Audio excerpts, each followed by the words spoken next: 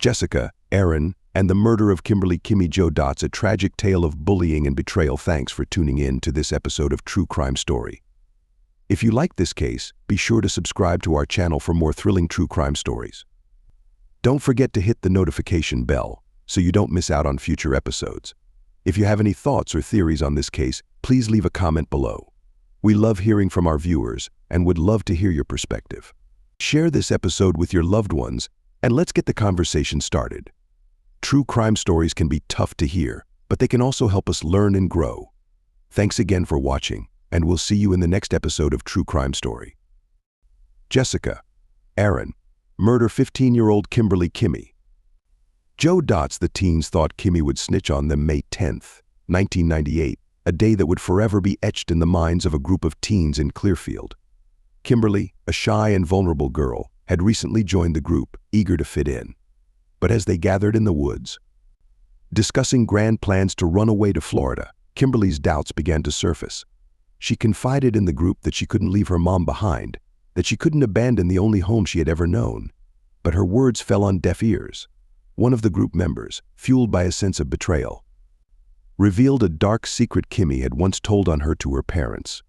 The group's demeanor shifted, their eyes turning cold and accusatory.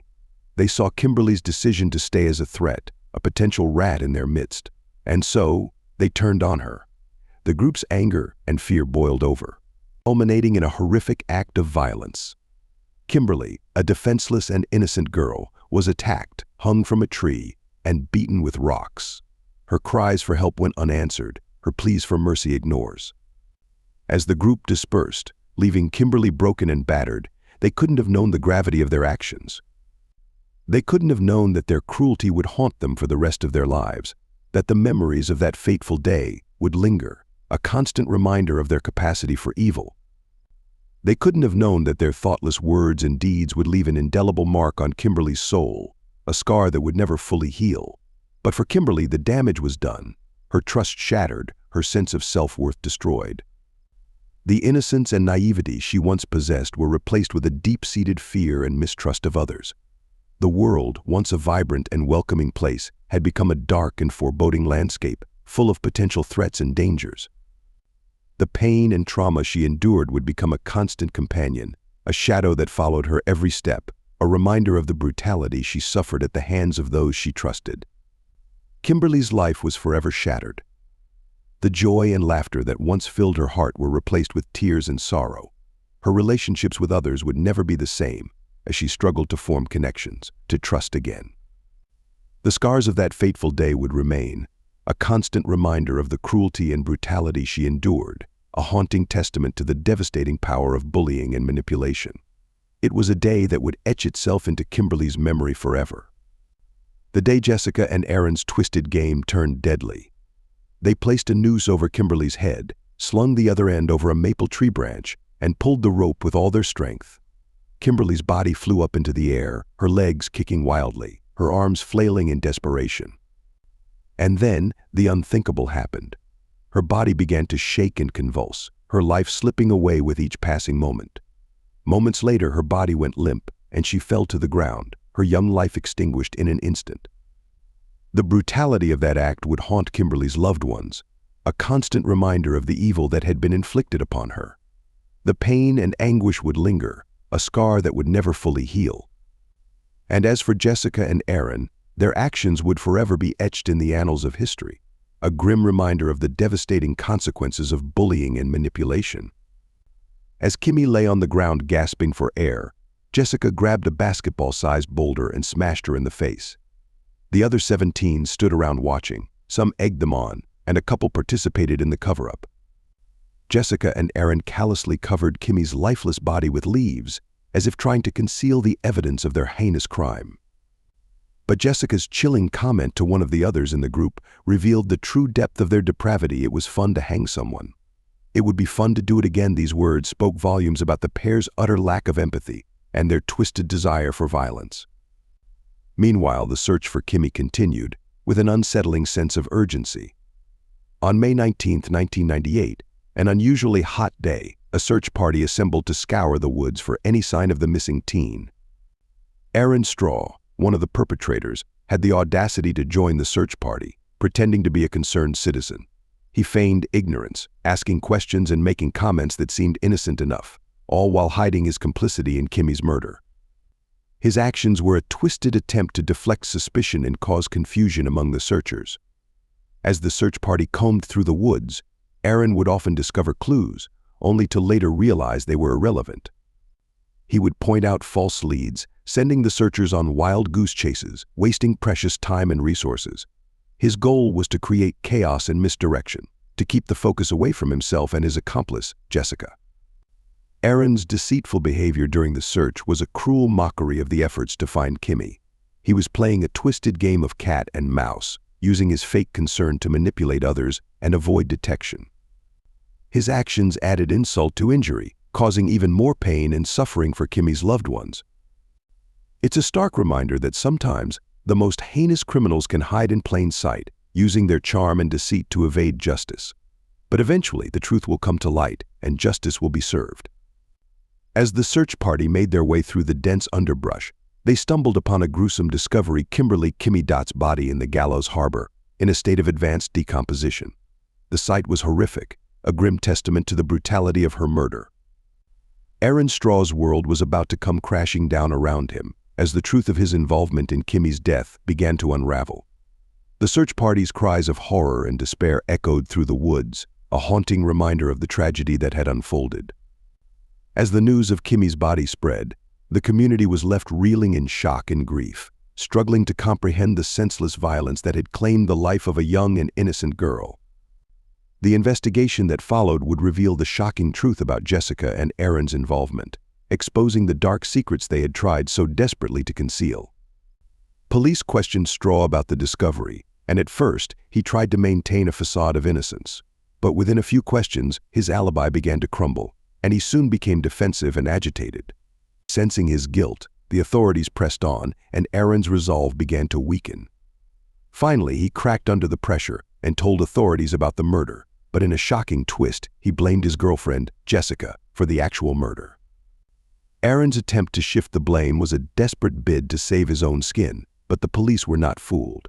They knew that Aaron was involved, and his sudden willingness to talk was just a ploy to avoid responsibility. The investigation continued, and the evidence mounted against both Aaron and Jessica. Kimmy's autopsy revealed the gruesome details of her death.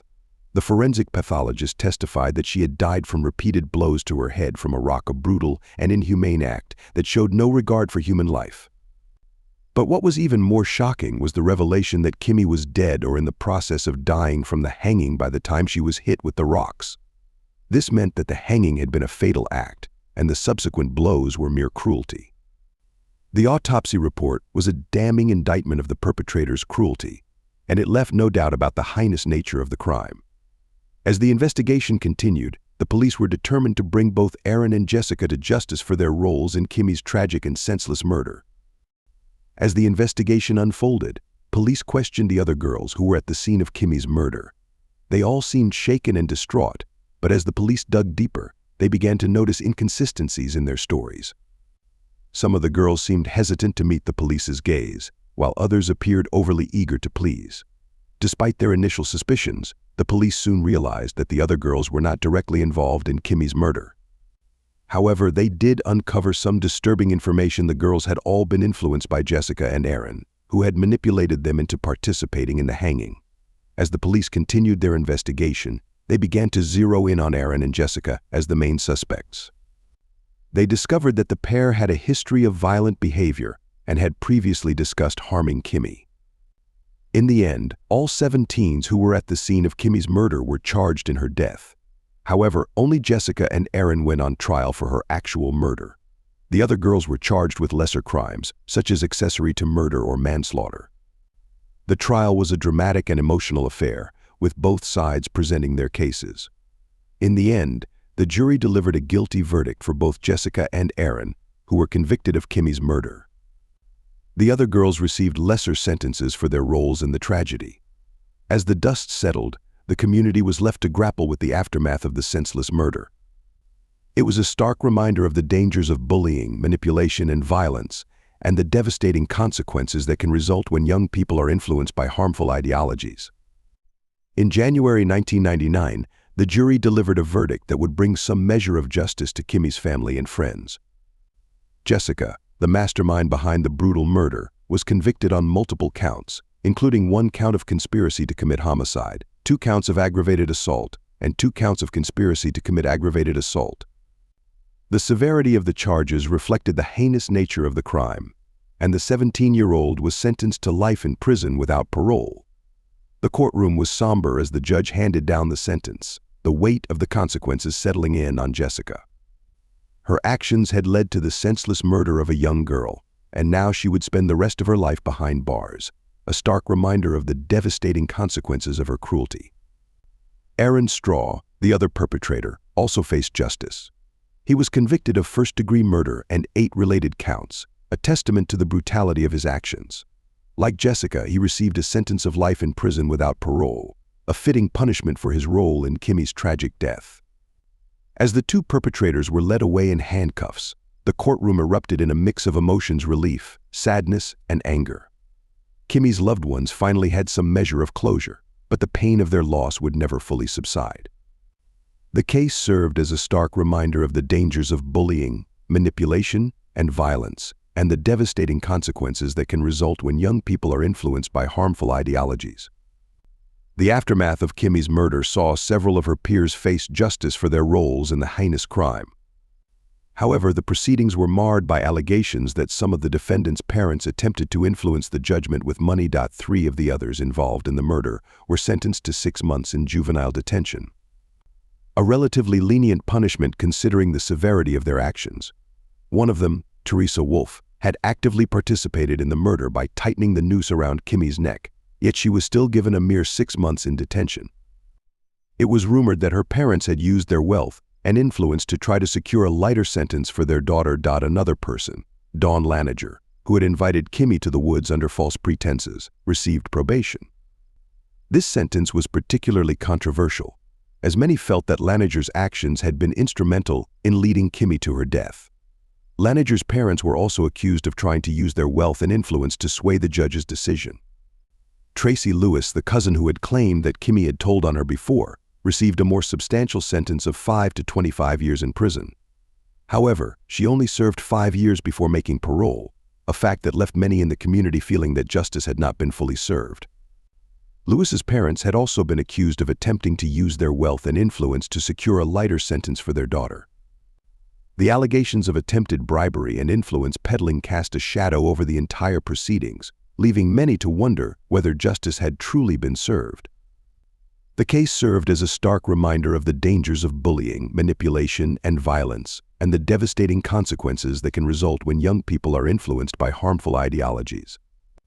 It also highlighted the need for fairness and transparency in the justice system, ensuring that all individuals, regardless of their background or social status, are held accountable for their actions.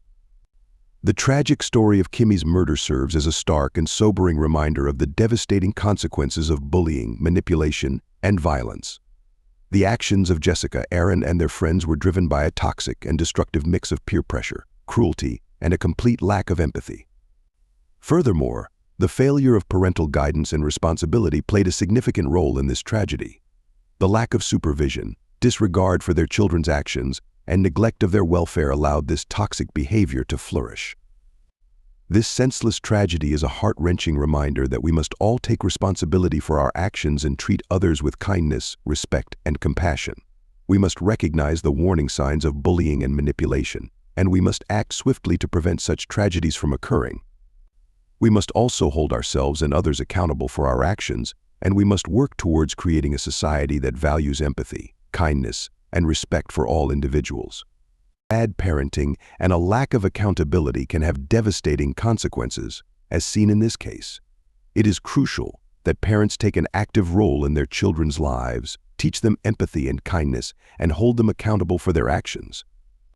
We must also address the systemic issues that allow such tragedies to occur, and work towards creating a society that prioritizes the well-being and safety of all individuals. Kimmy's senseless death is a painful reminder that our words and actions have power, and that we must use that power to uplift and support each other, rather than to tear each other down. Let us honor Kimmy's memory by making a commitment to ourselves and to each other to be kind, to be compassionate, and to be the change that we wish to see in the world. Let Kimmy's story be a lesson to us all. If you see someone being bullied or mistreated, stand up for them. If you're being bullied or harassed, don't suffer in silence, reach out for help. Let's create a world where everyone is treated with dignity and compassion. Remember, our words and actions have power, so let's use them to uplift and support each other. May Kimmy's memory live on, and may her story inspire us to be better humans.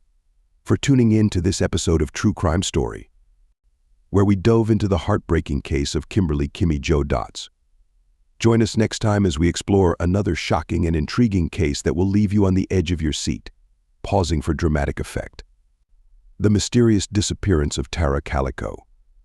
This case will take you on a wild ride full of twists and turns, and we can't wait to share it with you. Don't miss it.